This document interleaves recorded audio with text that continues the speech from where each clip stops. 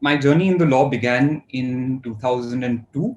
I was a student at Government Law College. I passed out in 2007. For about a year before and another about a year after law school, I worked in a litigation firm called Federal and Rashmikant.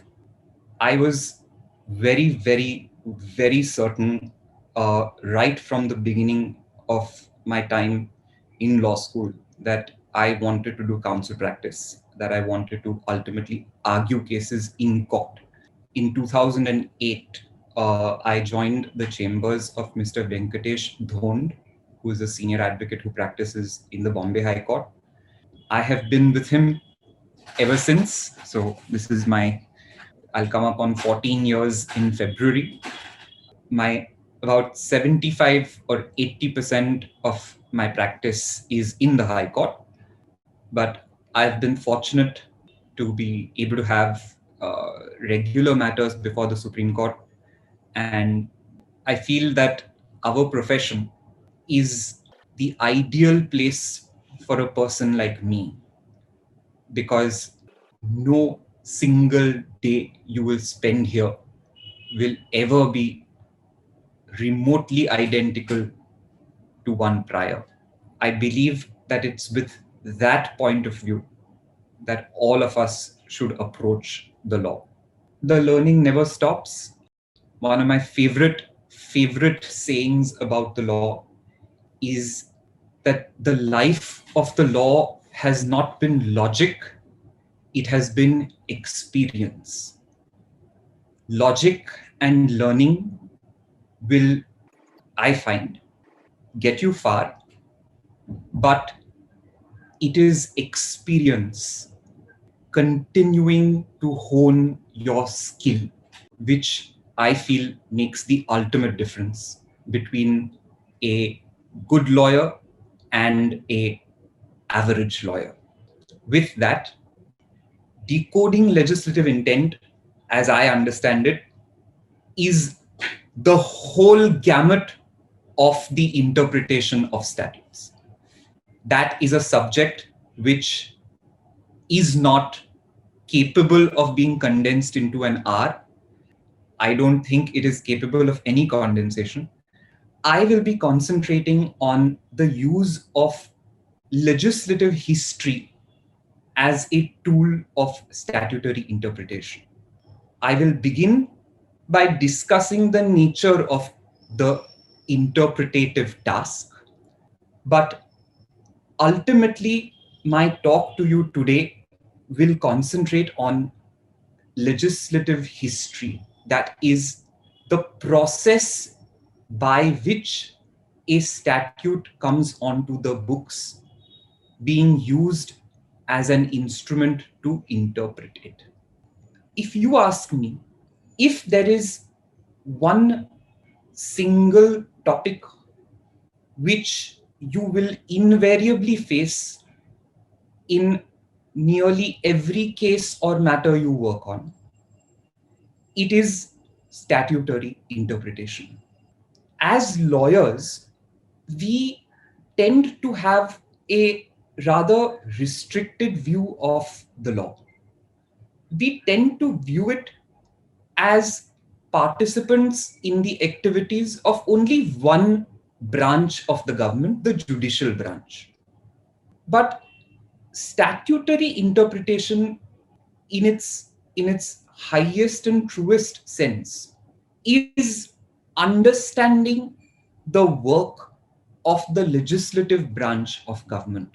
And to that extent, the way the legislature functions, the way the legislature has functioned in framing a particular statute, has been found, and quite logically so, to be a good way to arrive at the meaning that the legislature wishes to convey. Now, why is the interpretive task so important, and why will it be so common that you will have to carry on that task, in everything you do as a lawyer? I am sure over the years, you have heard the saying that a statute is an edict of the legislature. The word edict is quite telling. An edict is actually a formal decree, a command.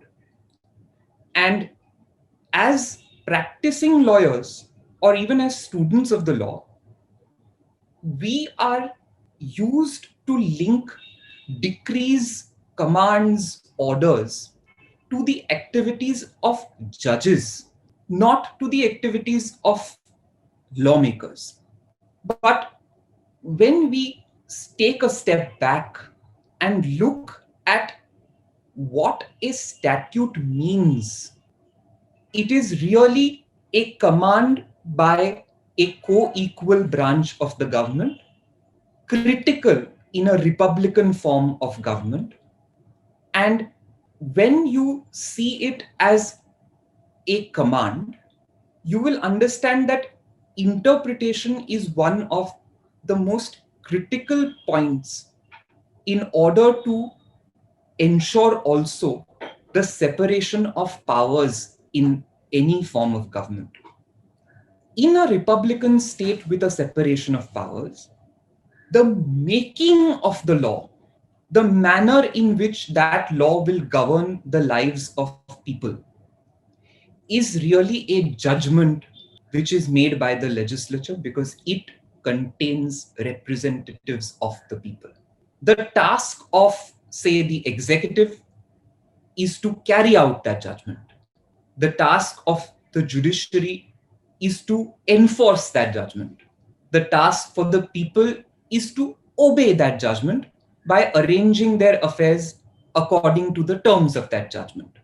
So it becomes all the more important that each of these other three estates of the state, that is, the executive, the judiciary, and the people, understand what the legislature is trying to say to you.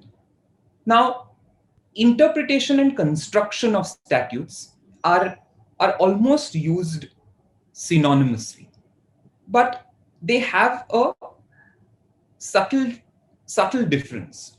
Interpretation is the precise way in which you understand the words used in the legislature's edict, the way you read sections and subsections and clauses and subclauses.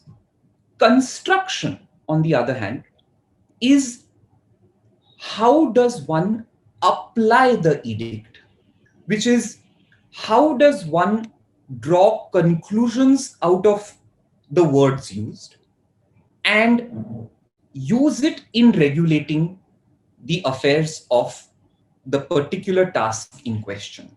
So the construction of a statute is concerned with, broadly speaking, the spirit of the statute, not the letter.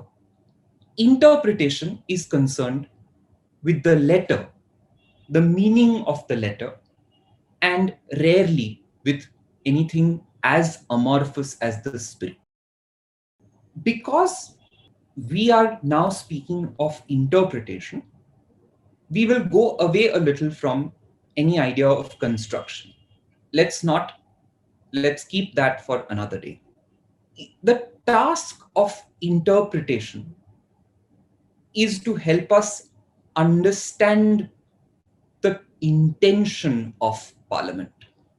And since intention is expressed through words, the task of interpretation is to arrive at the true meaning of those words. Words in themselves are a agglomeration of alphabets, yes, but I feel words are better understood as symbols. They are meant to stimulate mental references to something. And by stimulating those references, express the legislature's thoughts as to, one, what is the referent, that is, what is the subject of the statute? 2, what is the referent doing in the place in which it occurs? That is, what is a word doing where it is in a section? And how best can the referent be allowed to do its task? Let me give you an example. There is the Maharashtra Rent Act of 1999. Section 23 of that act gives a exceptional summary remedy of eviction to certain classes of landlords. One of these classes of landlords is employees of the state, of the government of India, or the government of a state. One of the matters which I am working on right now asks whether a retired high court judge is a person who was employed by the government.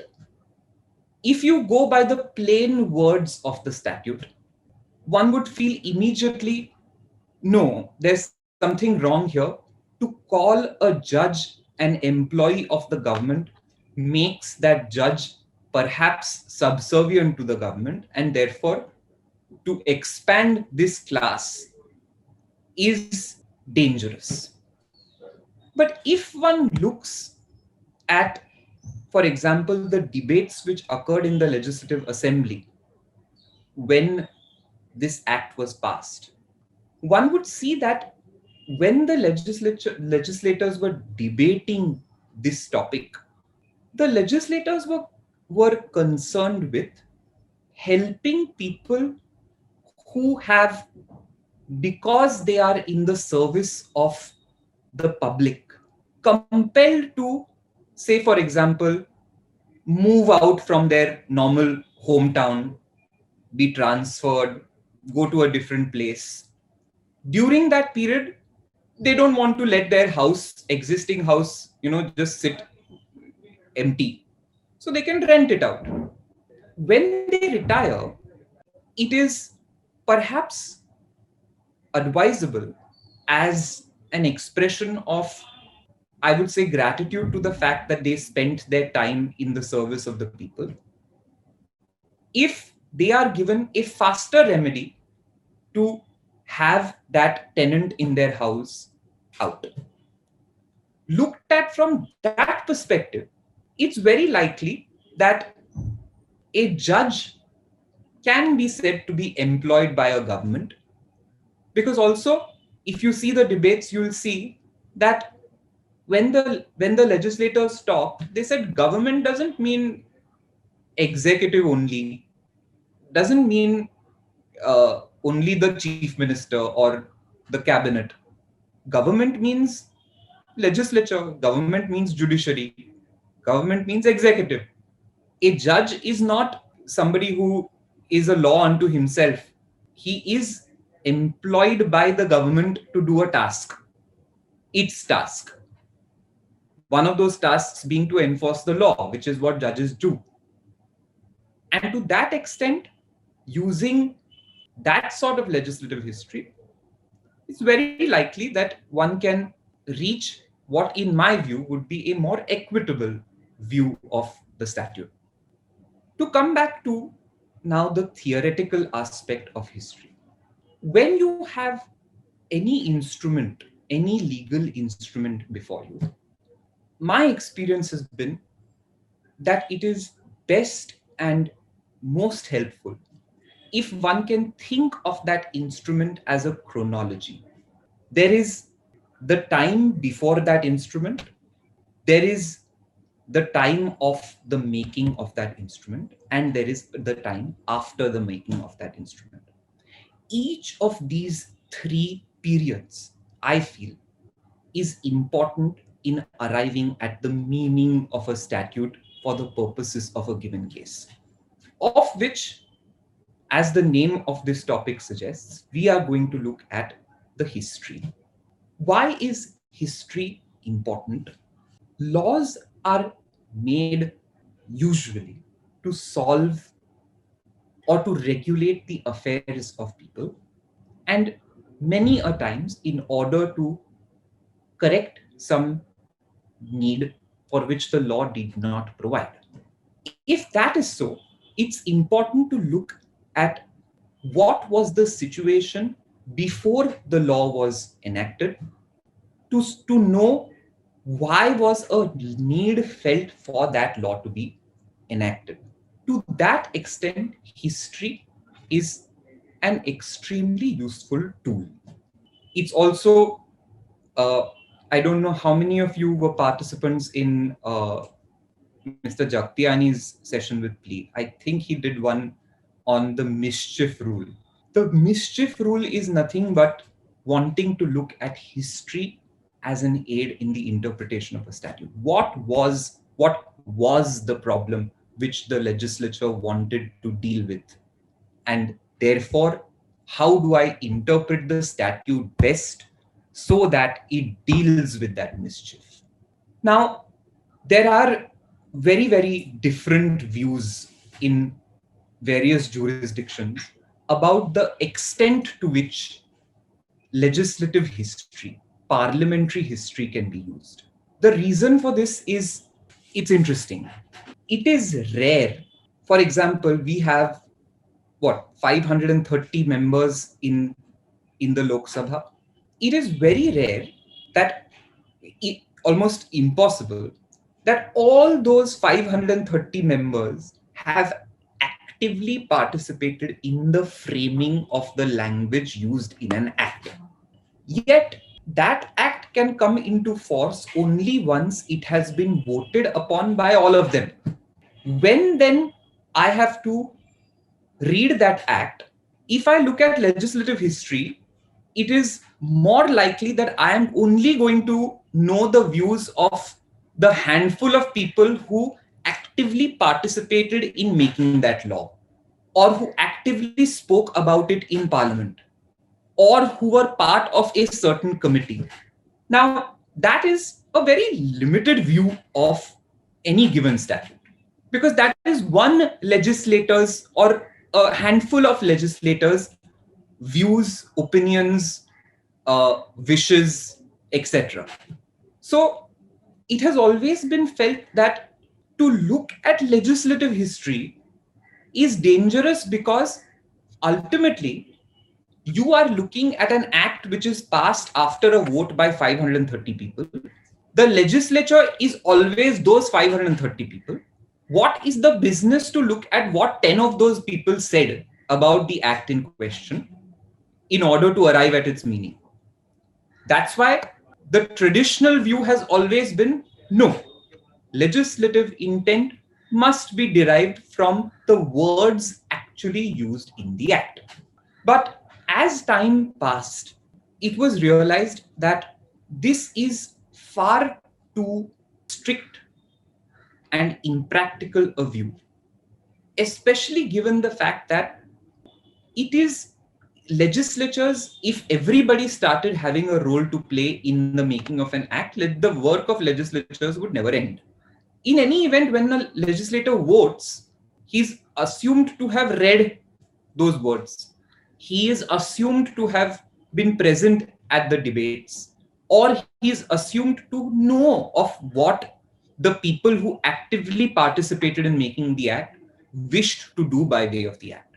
So there is nothing wrong in the case of ambiguity to look at what was said in Parliament when this act was passed. Now, with this, let's go to the view of legislative history in various jurisdictions. And because our system really has its roots in English law, let's see what was the view in England. England began, not, I wouldn't say began, but the traditional view of legislative history it is too cumbersome a task, and the result is too imprecise to use the words or actions of a handful of people in order to arrive at the meaning of a statute which is passed not by those 4 or 5 people or 10 people, but by 500 people. This was the view which was expressed in a case called Attorney General versus Prince Ernst Augustus of Hanover. It's 1957, appeal cases 436. But like I said, over the years, jurists, especially people like Lord Diplock, Denning, they felt that no, there is use in looking at the past, and especially at the parliamentary past. In a case called Black Clawson versus Papierwerke, Papierwerke. The citation is 1975, 1 All England Reports 810. The House of Lords turned slightly away from the traditional view and said that while the use of legislative history must be limited, it must certainly remain open. Open for what purpose? To find out the history, to find out the circumstances which made Parliament want to make that act, but not to derive from those discussions, speeches, committee reports, etc., the not to derive from them directly the intention or the meaning of the words used. This is also the prevailing view. Locus classicus, the more recent important decision, is a case called Pepper versus Hart. It's 1993, appeal cases 466, which again reiterates this principle that yes, it is dangerous to rely conclusively upon legislative history as a tool in statutory interpretation, but it is equally important to know the history, the circumstances in which a law was made, in order to arrive at a meaning which will carry out the purposes of the legislature in a more complete way. Turning from England to America, there the view has almost consistently been in favor of looking at legislative history. The reason being that it's a means of ascertaining the environment in which Parliament was functioning when the Act was made. These principles are stated best in two very old cases. One is Standard Oil versus United States. It is 221 United States Reports, US, page 1. And the second is a case called Duplex Printing, which is 254 United States Reports, US, 443. More recently, however, and around the 80s, the early and the mid 80s, a movement has started which severely attacked the use of legislative history. If any of you follow how America functions, America is always a country which is torn between two extremes. And in their judiciary, those two extremes are between textualists who believe that it is only the enacted word of the law which gives the best indication of the law's meaning.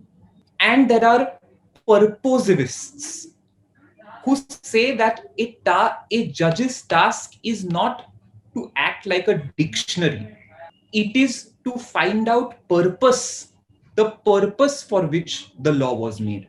So while the first group, the textualists, always militantly say no looking at debates, because what happens is you will look at what 2, 3, 4 senators said and say that applies to all the 100 members. And that is no way of interpreting legislation. Whereas the purposivists will come back and say, no, yes, A, legislators are far too many in number. Two, they are busy people, so they are not going to, each of them is not going to get into the nitty-gritties of every law that he or she votes upon. So looking at legislative history is always helpful in finding out the purpose for which the legislature acted. I feel uh, I am personally quite interested in how the American system works, and I don't know how many of you have heard the name Antonin Scalia, Justice Scalia. Justice Scalia, if you read any of his opinions, was a very colorful writer. He's no more, but he was one of the best wordsmiths to sit on the Supreme Court in the recent past. Whether you agree with him or you disagree with him, you could not but enjoy reading him. He was a strict textualist. And one of my favorite portions of his opinions in a case called Conroy versus Aniskoff. The citation is 507 United States 511, where he says that to look at legislative history is the equivalent of entering a crowded cocktail party and looking over the heads of the guests for one's friends. What is he saying? He's saying when you start looking at legislative history, frankly, you've already made up your mind about what you want to decide the words mean, and you are only looking at friendly voices in the legislature. And that is nothing but entering a party and looking for your friends. That's what he wants to say. Another case where he made a very trenchant attack on the use of legislative history is one called Bank One versus Midwest Bank. It's 516 US 264.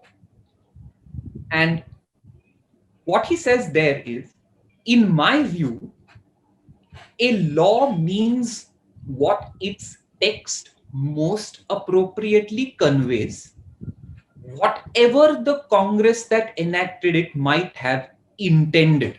The law is what the law says, and we should content ourselves with reading it rather than psychoanalyzing those who enacted it.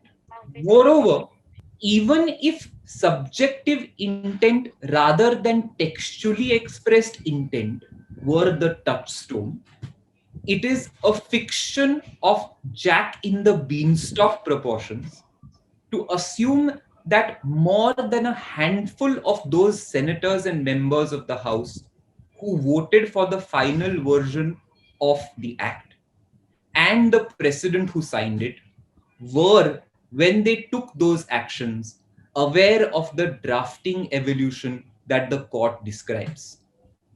And if they were, that their actions in voting for or signing the final bill show that they had the same intent which that evolution suggests.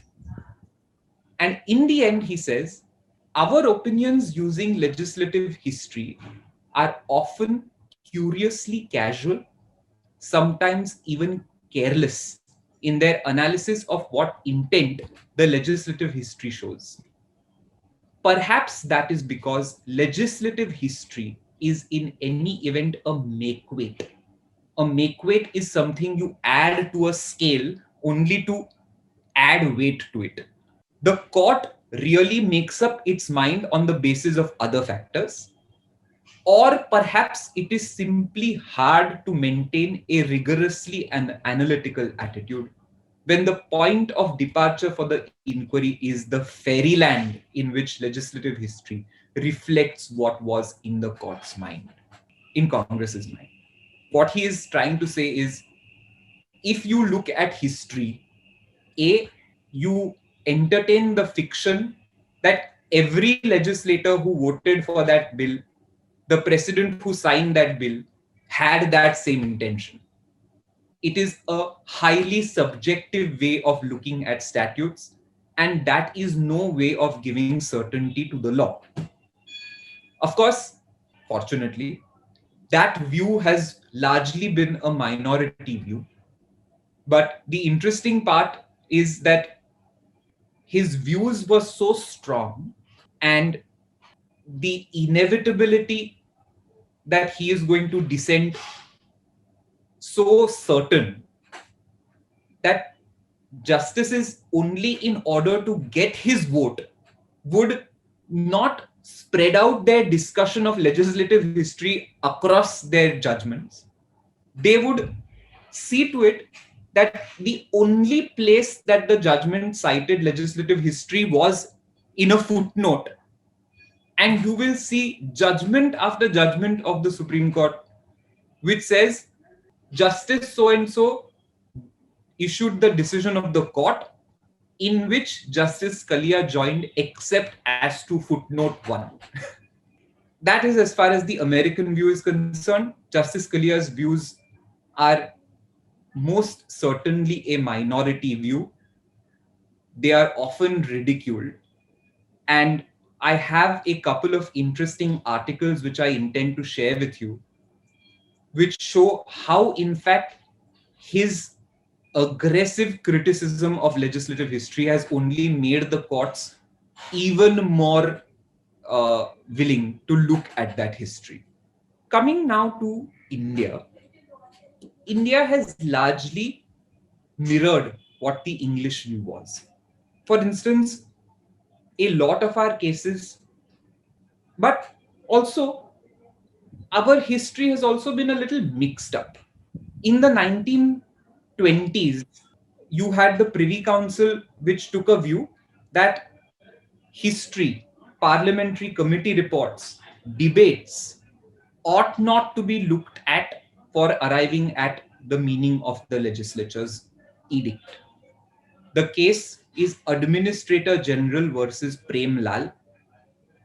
It is reported at ILR, Indian Law Reports, Volume 22, Calcutta, 788, Privy Council. But once the Privy Council's jurisdiction sort of came to an end, in our Supreme Court, right since the beginning, there has been a mixture of views. The most instructive view against looking at legislative history is of Justice Patanjali Shastri in a case called State of Travancore Cochin versus Bombay Company Limited. It's AIR 1952, Supreme Court 366. And Patanjali Shastri wrote some of the most instructive decisions, and he was quite a wordsmith in his own way. And I'd like to read what he said. He said he was considering a case where a speech made by a member was sought to be looked at to interpret an act. He said that a speech made in the course of a debate on a bill could at best be indicative of the subjective intent of the speaker, but it could not reflect the inarticulate mental process lying behind the majority vote which carried the bill. So what he is saying is, when you are reading one person's speech, that is his view.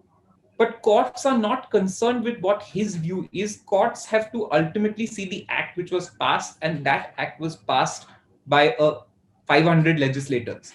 But at the same time, and around this case, there were a lot of other cases which said, no, it is always legitimate to look at legislative history. You can't, as a judge, close your eyes to anything which is going to help you decide a case more justly or more in consonance with the law.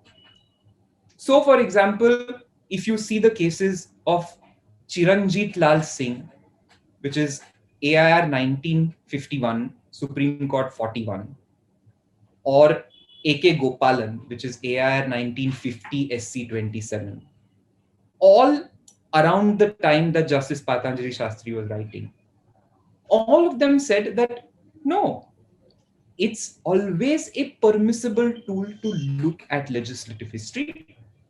The only thing you will guard against is that you will not take that as the conclusive or binding meaning of the word you are interpreting. Look at the legislative history, get a sense of what was happening around the time the act was passed, but do not make that your conclusion.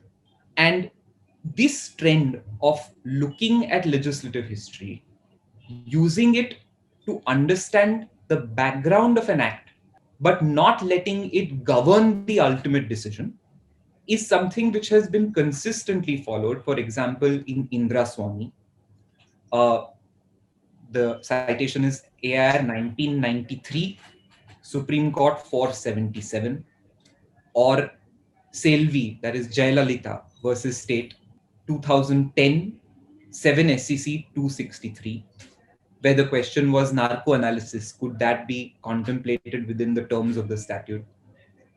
Or Novartis, which is a patent law case, 2013, 6 SCC 1. All these cases have broadly adopted what is the modern English view also, that look at history, understand the circumstances of when Parliament was acting, but don't let that rule your conclusion as to what this word means for the facts and circumstances of the given case before you. A more recent series of decisions, you will, if you can look at Justice Nariman's decisions on the IBC, you will see he quotes extensively from speeches made by the finance minister, other members, to find out why this IBC has been given the sort of primacy it has been given, etc., etc., etc. So he doesn't conclude saying this is what the history says, therefore this is the meaning, but he always says that in order to understand the words in their truest sense, it's advisable and good practice to look at what was happening when Parliament was thinking about passing this law. Let me give you the places where I guess many of you are law students, and if you want to understand this topic a little further, I would recommend GP Singh, which is the standard textbook for or commentary for interpretation. If you see chapter 1, part 1, he discusses the difference between interpretation and construction. What is the task of interpretation? Parts 1 and 2 of that chapter are very, very good in order to get a good grounding in interpretation. And then, as far as legislative history in particular is concerned, I would recommend chapter 4, part 1, which speaks or which considers the whole gamut of case law from England, from the US, from India, Australia, and gives you a holistic view of this topic. So I would strongly recommend, if you guys would like to read more about this, to use those resources. With this, I would invite any questions that you may have. Meanwhile, Rohan, I want to ask you, see, we know the educational background of our legislators, okay, and how the debates happen in our parliament. Uh, what is your opinion? Is it not illegitimate to apply legislative history in India? I don't think so. Okay. Legislators, whatever be their level of education, uh, personal morality, backgrounds, etc., rough and ready are reflective of the people. If there is a scholar in parliament, that is because there is a part of the population who are scholarly. If there is a thug in parliament, it is because there are thugs in society. That's the nature of our polity. Whether a man is intelligent, learned, or not, he is to be reflective of the people, which he is. And when he acts, he is acting as a surrogate for the people. However unintelligent or motivated or whatever what you have, he is. He is in a very direct way expressing views of a part of our population. I would say you cannot discount legislative history on the basis that we don't have the most eloquent legislators. They are legislators and they are reflective of the people. Acts are ultimately, parliamentary acts are frankly acts of the people. In order to understand them, you should look at anybody who will tell you what were the felt necessities of the time that the act was made. So entirely legitimate in my view. And my next query to you is, Rohan, that suppose a high court judge uses a misleading comment, okay, from from a parliamentary debate, Hmm. and for his own favor, to support his bias. Hmm. Can it be appealed? Can you appeal against You it? can appeal against everything, no? You can appeal Yeah. against wrong decisions as much as you can appeal against right ones. So Yes. the appeal doesn't depend upon uh, what he has done. If what he has done is wrong for the facts of the case he was deciding, he will be set right. If it was right, he will be upheld. But an appeal will always lie. It will not amount to contempt of court, right? You can, in your petition. No, of course not. See, if you are saying that that your ground of appeal is the judge took this view because he was motivated, that may be contempt in some view, but it's not a submission which one makes lightly. If you don't have something more than just your belief that he was motivated in the history he looked at or in the way that he interpreted it, unless you don't have something more than just your thoughts about him, not a wise idea to do that. And my final question to you, Rohan, is, I mean, your schedule is very busy, and is it feasible to research the legislative history and cite it? I mean, it's a cumbersome process, right? See, I'll tell you what, things like legislative history uh, don't come up in every case, right? Yes. In every case, see, in many cases, the situation will be quite clear. That's why we have, if you even if you see any textbook on interpretation, there is a waterfall of principles. There is the golden rule that you read the statute, the words of the statute with their ordinary meaning, and if they make sense, then that is all that you need to do. There is contextual interpretation, where you say, you don't just look at the one section or the one word in question, you look at the context or the background in which those words appear. Then there is the mischief rule, where you say, leave aside for a moment the words actually used, see what the mischief was which parliament or the legislature was trying to remedy by way of this statute. Most cases will resolve themselves at level 1, but there will be cases which will, for example, a new law which has not been construed by a court, especially if it's not been construed by the Supreme Court. If the if something is fresh, then there is more need to look at other avenues to arrive at the meaning of the words. For example, when the Arbitration Act was amended in 2015, it had a very curious provision, Section 26, the Amendment Act, which said that the provisions of this act shall not apply to arbitral proceedings commenced before prior to the date of this act. I'm not using the precise statutory words, I'm just paraphrasing. But the provisions of this act shall apply in relation to arbitral proceedings commenced prior to the enforcement of this act. The first part was clear. You will not apply the amendments to arbitrations which are going on when the act is being enforced. There is a provision that the parties may consent to do it, but the general rules was you will not apply it to those pending proceedings.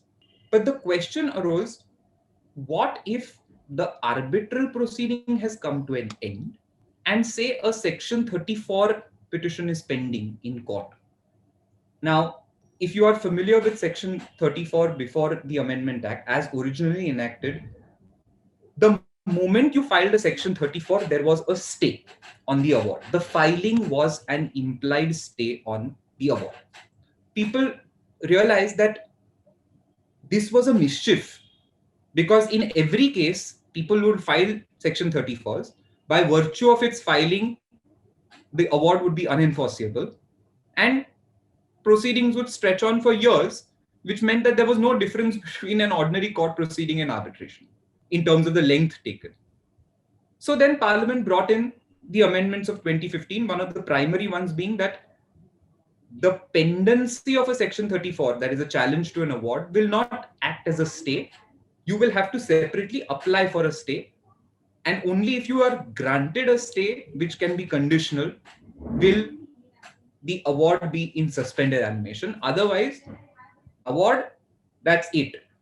You file your section 34, no problem, but the award you will have to abide with. So questions came up about what to do about section 34 petitions which are pending on that day. Is it not better to apply the amendment to those section 34s, because in many cases those section 34s were only and only in order to take advantage of that implied stay. That is when first the Bombay High Court, Justice Sondur Baldota, and then ultimately Justice Nariman in BCCI versus Kochi Tuskers said that look at the difference between the words Parliament has used. Parliament has said shall not apply to arbitral proceedings, shall apply in relation to arbitral proceedings. And what they said is, if you look at the background in which this act was passed, the mischief which the Amendment Act was sought to resolve, the way in which parliamentary committees advised Parliament resolve that mischief, the way in which legislators spoke about the need for that amendment, it all leads to a conclusion that the words in relation to arbitral proceedings mean something more than merely the arbitral proceedings. Because where Parliament wanted to mean only arbitral proceedings, it said two arbitral proceedings. But where it wanted to broaden itself, it said in relation to arbitral proceedings. And the court therefore held that when the phrase is in relation to arbitral proceedings, what you are actually saying is proceedings or cases which concern an arbitral proceeding. By that method, it said a section 34 is not arbitral proceeding itself, because an arbitral proceeding commences under section 21 with a notice and terminates with the award. Even if section 34 petitions or section 37 appeals or a section 9 petition for interim relief is not the arbitral proceeding, it is in relation to an arbitral proceeding. And even if it is pending on the date the amendment came into force, the law will apply to it. So those are the ways in which these sort of questions do come up, but they come up in the rare case where you have to go into intent and what one member said. It happens more often in constitutional cases where you want to say, interpret the words of the constitution. You look at the Constituent Assembly debates, etc. But those are rare cases. They are not your run of the mill cases. So my question is, we have seen that the court sometimes go through the legislative history, sometimes it doesn't. So is there any breaking point, or is there a breaking point which decides whether the court should look into the legislative history or not in practical aspects? Like a court want to achieve certain motive, like a bigger good, or sake of justice, or does it just depend upon the quorum or the justice? What are their preferences? There are two answers to this question. There is a theoretical answer and there is a practical answer. The theoretical answer is that a court's job is to enforce the will of the legislature. But at the same time, it is not some amorphous abstract court who decides the case. It is a person called a judge who decides the case. When you introduce a human element in anything, you must expect that that human will do his or her task with a certain view of the world. Practically speaking, when a judge is faced with a case, it is his individual notion of what is just and what is unjust which is going to ultimately decide the case. If he feels or she feels that looking at just the text in the case before him or her is going to be unjust, whatever his definition of just and unjust mean. Just and unjust could also mean, I have a socialist mindset. Whatever is good for a labor union and against the management is just. That's fine. That's one person's perception of justice. If the judge is thinking that way, and if he feels that going simply by the text, I will have to rule in the favor of the management, there are situations where the court will say, no, I will go a certain degree. I'll go a little further and look at any way in which I can help this cause which I find to be more just. I don't see that as particularly a bad thing, but because it's inevitable, we as human beings are motivated. Whether our motivations are good or bad, we are motivated. And judges are ultimately human beings. So it is inevitably going to be the judge's choice. But rough and ready, on an average, like I told Malvika, there are some cases which are so obviously resolved at the golden rule or textual interpretation level that you will, if you go down to other things, it will become very obvious that you are trying to evade the clear intention of the law or the clear meaning of the law.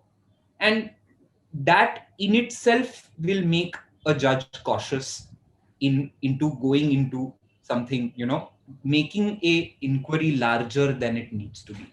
Thank you very much. Thank you for having me.